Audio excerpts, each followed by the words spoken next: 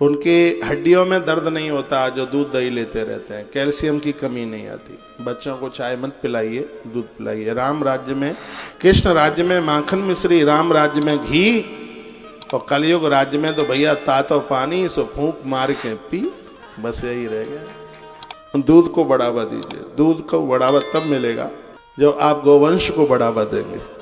फलहारेण वा भाव एक भुक्तेन वा पुनः।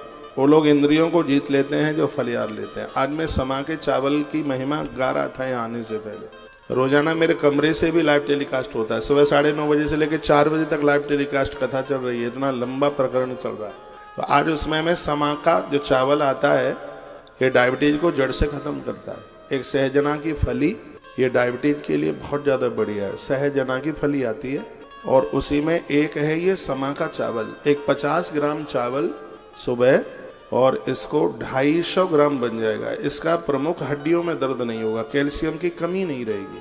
ये समा के चावल का इतना बड़ा प्रभाव है ये, और हार्ट अटैक जैसी बीमारियों से बिल्कुल मुक्त कर देगा, क्योंकि कोलेस्ट्रॉल नहीं बढ़ने देता। इतनी बड़ी महिमा है इसकी। सुबह नाश्ते में इसको आप ले लिया करें। और अद्भुत बात यह है कि शरीर में कमजोरी नहीं रहने देता, ये शरीर में वीकनेस नहीं, इसलिए तो इसको फलियार में लिया जाता है।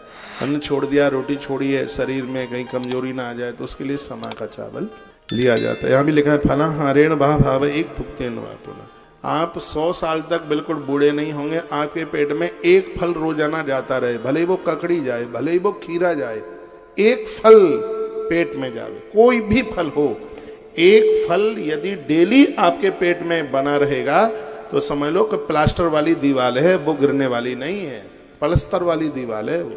एक फल, भले ही वो खीरा जाइए, खाइए। वैसे भी कहते हैं दिन का खीरा हीरा और रात का खीरा कीड़ा, तो उसको दिन में ले लीजिएगा। उसको ककड़ी ले लीजिए, खरबूजा ले लीजिए, तरबूजा ले लीजिए, और भी जो भी कोई फल है सस्ता ले लीजिए। और थोड़ी पॉकेट में दम है तो एक सेब ले लो। फिर सेब के 4 फांक करो, पैदा जुड़ा रहने दो, उसको अलग अलग मत करो। उसमें थोड़ा सा काला नमक मिला दो, 10 मिनट रखा रहने दो। 10 मिनट के बाद में खाली पेट उस एक फल को ले लो। जिंदगी में माथे में दर्द नहीं होगा। पूरी जिंदगी में, जिंदगी के अंतिम श्वास तक माथा नहीं दुखेगा, माइग्रेन की बीमारी नहीं होगी। एक फल का इतना बड़ा प्रभाव है। डॉक्टर को दे आएंगे दुनिया भर का पैसा, लेकिन ये छोटी छोटी चीजें हैं, उसको आप नहीं कर सकते। ये बच्चों को दीजिए, उनकी मेमोरी ताकत कितनी बढ़ेगी, आप स्वस्थ हो जाएंगे। हफ्ते में एक आध बार भिंगा करके अखरोट ले लीजिए। मैं और सस्ती चीजें बता दूं आपको, तो आप भींगी हुई मूंग ले लीजिए। वो ऐसी कौन सी ज्यादा महंगी आती है, ये तो बादाम से ज्यादा अपना प्रभाव दिखाती है। मूंग की इतनी बड़ी महिमा, बुढ़ापे में भी मोतियाबिंद न होने दे, वही तो मूंग है। वो आपके शरीर को बिल्कुल बांध करके शरीर का वजन छांट देती है।